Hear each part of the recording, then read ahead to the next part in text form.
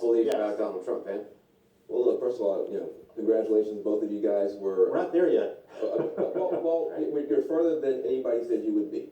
And I have enough class, and I was raised well enough to say, when you outdo, Yes, sir, thank you. when you outdo expectations, good for you.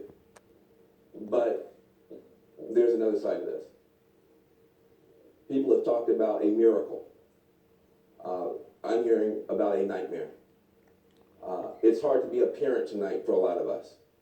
You tell your kids, don't be a bully. You tell your kids, don't be a bigot.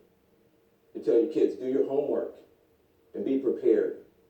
And then you have this outcome, and you have people putting children to bed tonight, and they're afraid of breakfast. They're afraid of, how do I explain this to my children? I have Muslim friends who are texting me tonight saying, should I leave the country? I have families of immigrants that are terrified tonight. This was many things. This was a rebellion against the elites. True, it was a complete reinvention of politics and polls, it's true. But it was also something else. We've talked about race. We've talked about everything but race tonight. We've talked about income. We've talked about class. We've talked about region. We haven't talked about race. This was a white lash. This was a white lash against a changing country. It was a white lash against a black president in part. And that's the part where the pain comes.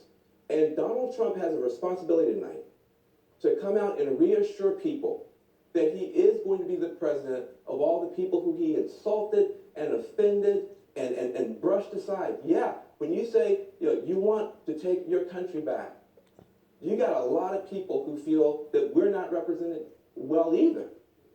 But we don't want to feel that someone has been elected by throwing away some of us to appeal more deeply to others. So this is a deeply painful moment tonight. I know it's not just about race. There's more going on than that. But race is here too. We got to talk about it. Well, and